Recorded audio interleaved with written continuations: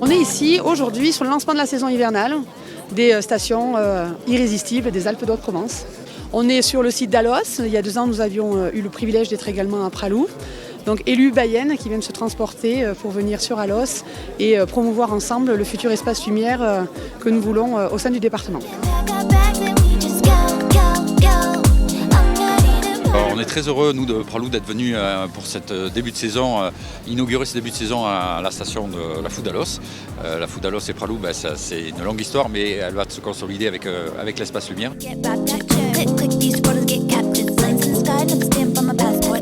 La station est une destination qui s'annonce propice pour les familles, et pour nos clients et notre nouvelle clientèle qui arrive cette année pour cette saison 2023-2024. Pour l'ouverture, on prévoit une ouverture plutôt bonne compte tenu des conditions qui étaient relativement dégradées jusqu'à présent.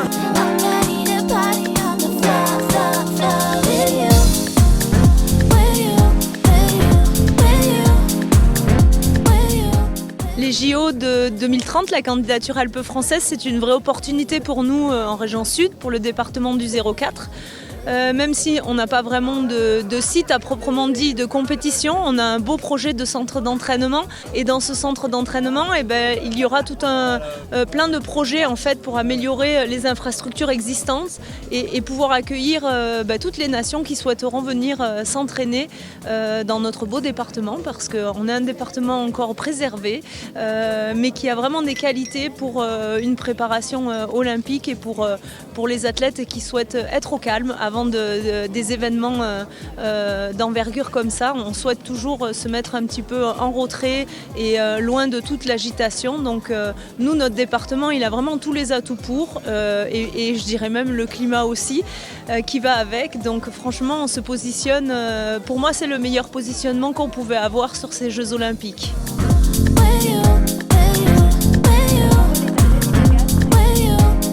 Dans le mot Alpes Haute-Provence, il y a Provence bien évidemment, mais il y a aussi le mot Alpes, donc ça veut dire défendre nos massifs, c'est important parce que c'est un pan de l'économie fondamentale pour le 04, c'est 3 millions de nuitées pour les hébergeurs, c'est 21% de l'activité touristique dans le département.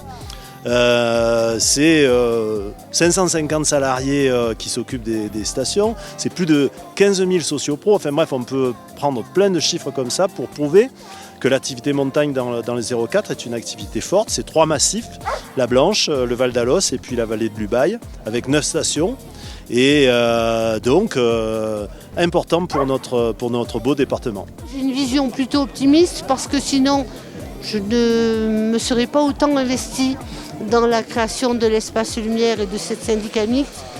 Je reste convaincue que nous arriverons à développer mieux ces 2 stations. Nous avons en prévision quand même 1200 lits chauds supplémentaires, ce qui n'est pas rien, avec des hébergements de qualité. Et je reste convaincue qu'on attirera des populations nouvelles, des tourismes qui viendront peut-être d'ailleurs. Aujourd'hui, la population touristique de ces 2 stations, plus exactement des stations des Alpes de Provence, et plutôt celle de la région sud.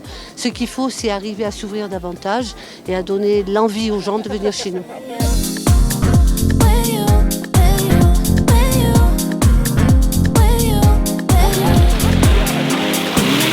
Parce qu'au début, on n'avait pas de machine, ni rien du tout. On dormait avec nos skis. On descendait comme ça, tranquillou, toutes les pistes. Vous vous rendez compte, toutes les pistes, on partait du sommet, on venait jusqu'ici. L'après-midi, on faisait l'autre côté.